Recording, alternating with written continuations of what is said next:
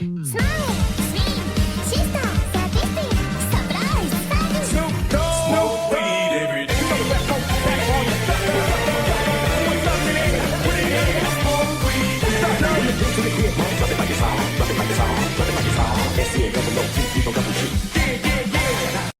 Pagi-pagi mata bengap, malamnya kebanyakan ngopi. Untuk kawanku yang paling cakep, izinkan kami memulai presentasi.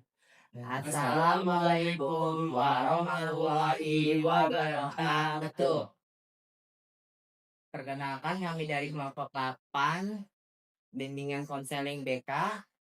Perkenalkan juga nama saya Ilham Abdul Aziz. Saya Ahmad Dewi Rizadi. Saya Hidayatullah. Saya Rizal Fera Zikra. Di sini kami ingin mempresentasikan manfaat membaca buku di era digital. Pendahuluan, mengapa membaca di era digital itu penting? Karena membantu individu mengembangkan keterampilan literasi digital yang krusial untuk memilih informasi yang benar, berpikir kritis, dan beradaptasi dengan perkembangan teknologi. Membaca juga mengembangkan keterampilan sosial dan emosional seperti empati dan berkontribusi pada pengembangan diri secara keseluruhan dengan memperluas pengetahuan dan meningkatkan kemampuan berpikir.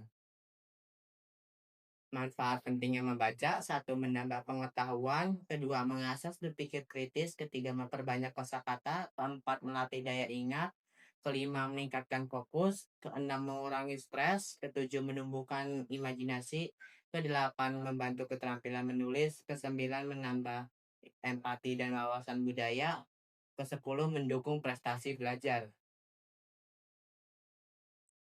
Di sini juga ada ilustrasinya dari manfaat di membaca di era digital. Pembahasan fakta dan teori pada manfaat membaca buku di era digital. Manfaat membaca buku di era digital mencakup peningkatan pengetahuan, konsentrasi, daya ingat, dan keterampilan berpikir kritis. Secara teoritis, membaca melatih otak untuk menganalisis dan memahami informasi, serta memberikan pelarian mental yang menenangkan. Pembahasan contoh kasus.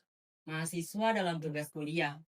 Fakta, seorang mahasiswa mendapatkan tugas untuk mencari informasi tentang perkembangan teknologi terkini.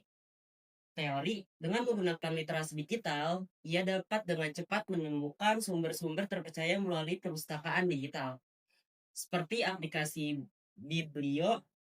Manfaat, mahasiswa tersebut menghemat waktu dan mendapatkan informasi kesimpulan kritis dalam tugasnya, sesuai dengan kemampuan analitis yang ditingkatkan oleh pembaca.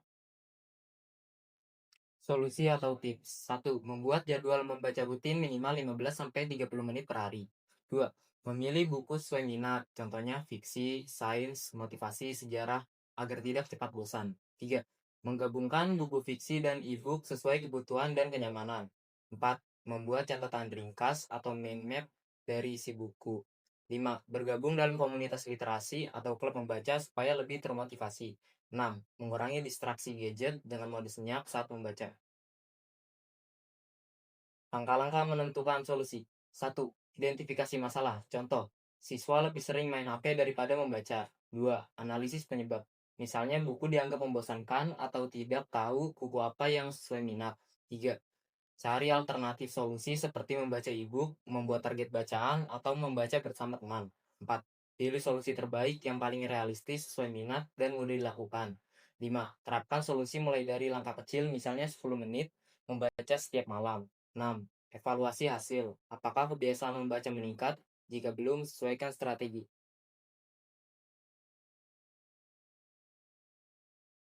Kesimpulannya, di tengah gempuran arus digital, membaca buku tetap menjadi kunci emas untuk membuka jendela pengetahuan. Buku tidak hanya memberi informasi yang mendalam dan terpercaya, tetapi juga melatih fokus, memperkaya bahasa, menumbuhkan imajinasi, serta membentuk pola pikir kritis.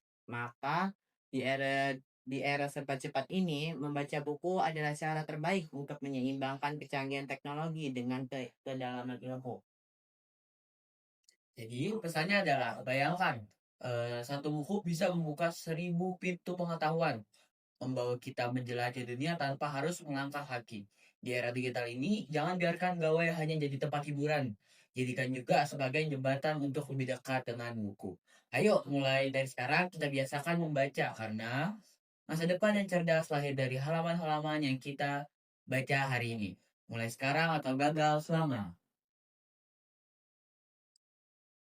Sekian dari presentasi kami. Wassalamualaikum warahmatullahi wabarakatuh. We are